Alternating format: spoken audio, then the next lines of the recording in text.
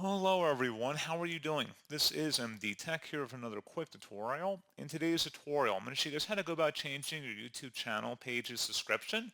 So as just a part of good SEO strategy, if you want to have people be able to identify the type of topics you cover in your channel, in today's tutorial, I'm going to show you guys how to go about adding or changing different keywords that fit your channel in the channel description. And without further ado, let's go ahead and jump right into it. So all you have to do is navigate over to your YouTube studio and you want to select the customization tab on the left side. On the right side, you want to scroll down underneath description. So at this point, go ahead and type in a description of what your channel is about. And then once you're done, you would select the publish button up here at the top. And that's all you'd have to do.